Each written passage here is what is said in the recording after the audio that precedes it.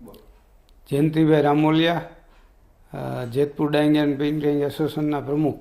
જેતપુરની વાત કરીએ તો જેતપુરમાં અત્યારે 1500થી 1600 કારખાના છે, યુનિટો.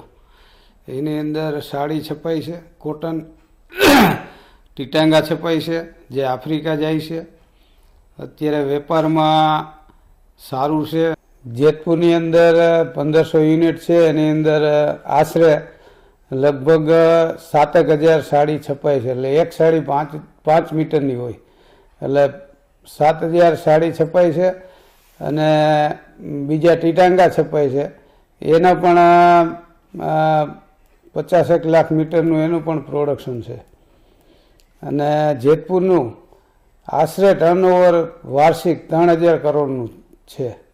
એક સાડી ધોલાઈનો પ્લાન્ટ જુદો છે, જેતપુરનો પ્લાન્ટ જુદો છે, અને એક પ્રોસેસ હાઉસનો એ પણ જુદો છે. એટલે અત્યારે અદ્યતન ટેકનોલોજીમાં અમારા ટ્રીટમેન્ટ પ્લાન્ટ ચાલી રહ્યા છે.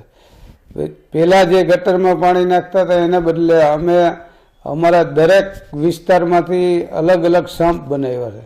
ત્યાં અમે પાણી ઠલવીએ છીએ ટેન્કર દ્વારા, અને એ બંધ પાઇપમાં પાણી અમારા પ્લાન્ટે જાય છે. ત્યાં પ્લાન્ટ ઉપર અમે ટ્રીટમેન્ટ પ્લાન્ટ કરી અને અમે ત્યાં 1000 વીઘા જમીનની અંદર નીલગીરીના ઝાડ વાવ્યા છે, જે અત્યારે જંગલ છે. એ ગ્રીનરી પણ છે, અને સરકારના અભિગમ મુજબ જે અમે ઝાડ પણ વાવ્યા છે, અને બીજા પણ 2000 ઝાડ અમે બીજા આપણે જે લીમડા કે આ તો એ ઝાડ પણ અમે અહીંયા વાવ્યા છે. અને લગભગ 70-80 લોકોને રોજીરોટી અમે આપી રહ્યા છીએ. પહેલાં કાપડ આવે, પછી છપાય, પછી એના ડિઝાઇનના બ્લોક બને. જે ડિઝાઇન ખાતા અલગ અલગ જેતપુરની અંદર અલગ અલગ જગ્યાએ હોય છે. એવા અત્યારે જેતપુરમાં 500 ડિઝાઇન ખાતા છે. એનો એક અલગ ધંધો છે, અલગ વેપાર છે. જે કલર વેચતા હોય એ કલરની દુકાનો છે, કે જે અમદાવાદથી અહીંયા કલર આવે, જે કલર વેચવાવાળા એનો અલગ વેપાર, એની રોજીરોટી એમાં હોય છે.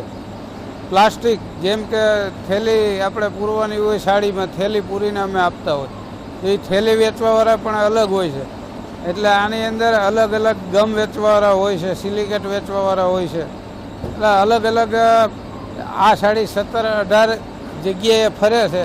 અને આની અંદર 17-18 જાતના લોકો, એમ કે અલગ અલગ લોકોને રોજીરોટી મળે છે. ત્યારે વાઇબ્રન્ટમાં અમને આમંત્રણ આવ્યું છે, અમે જવાના છીએ. ઇવેન્ટ થવાની છે, એમાં અમે ભાગ લેવાના છીએ.